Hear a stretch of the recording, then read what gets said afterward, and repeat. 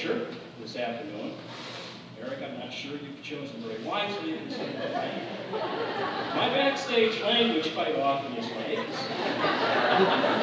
especially when I mess up a lyric or a song, as I often do. Before I begin, I do want to acknowledge the work that Eric and Stephanie have done in these last couple of months. The comfort and the peace that you created, your efforts in giving Bob a peaceful passing, absolutely spectacular. And I'm sure that I speak for everyone here. You are amazing people.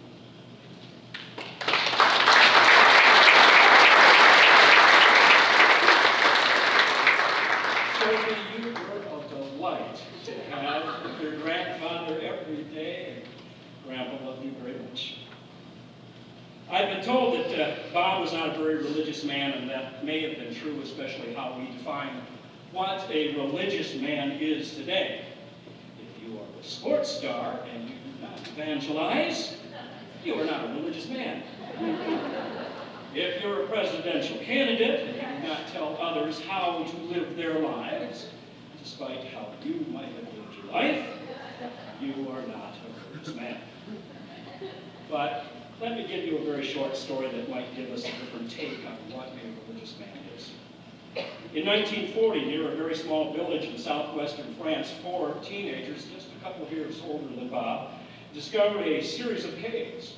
And on the walls of these caves were hundreds of images, mostly of animals, most of those animals extinct, and only a few still native to the area. The great cave drawings are believed to have been created during the Upper Paleolithic Age, better known as the Late Stone Age. And that happened more than 17,000 years ago.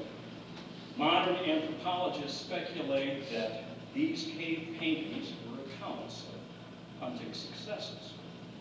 And from this site, and from a number of other sites dating from the Paleolithic Age, around fires whose charcoal remains still can be found, and in front of amazingly accurate depictions painted by unknown hands, it appears that the early humans engaged in what might be called the ritual of the hunt. Dances, ceremonies, chants recalling hunting expeditions of the past, and perhaps speculations, even prayers about hunts of the near future. And if the anthropologists are correct, those dancers therefore became our first actors. The builders of those fires were our first lighting designers. Far stretch. And the painters of those caves were our first scenic artists.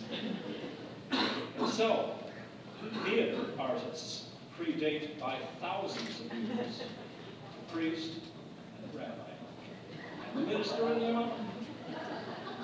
Performance predates religion. And that, of course, is a very satisfying statement to make and to share with all of the artists in this room. I doubt I'll be able to buy a drink at a bar for the next 2 months.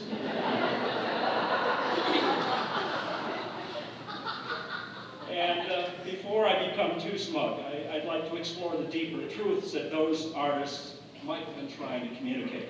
In other words, what are the messages beyond the hunt these theater people were trying to explain? And by extension, are the goals of the artist really all that different today? The artist attempts to explain the world in which we live. Isn't that reading the book of Genesis? The artist attempts to explain what we must do in order to survive, maybe even thrive, and maybe even make ourselves better. And essentially, that is the book of Leviticus. The artist attempts to explain the often imperfect and yet sometimes heroic nature of humans. There's King David. The artist attempts to explain our role within the hunt, meaning our duties to ourselves and to others and to God. And these are the books of both the New and the Old Testament. And these are the same goals as the priest and the rabbi and the minister and the imam. Therefore, I put it to you that even if he might have been unaware of it, Bob Soward might have been among the most religious people we've ever known. in his choice of great dramas to put on the stage, wasn't Bob really trying to follow the very ancient and still very relevant tradition of the artist? In the next hour or so, we'll hear from a number of people who Bob has influenced. Some will sing, some will dance, some will share stories, and every one of them will use the word teacher to describe this remarkable man. And it's no accident, it's no coincidence that that is the same word coming from the Hebrew word rabbi, and the same word that was one of the most revered titles given to Jesus. In witnessing the life of Bob Siller, what he strove to accomplish on this stage and in this building, in witnessing his passion, his dedication, his drive, not merely to create, but to create and get it right. We were privileged to see the reflection of God. Maybe not God in his perfection, but it was a reflection of God nonetheless.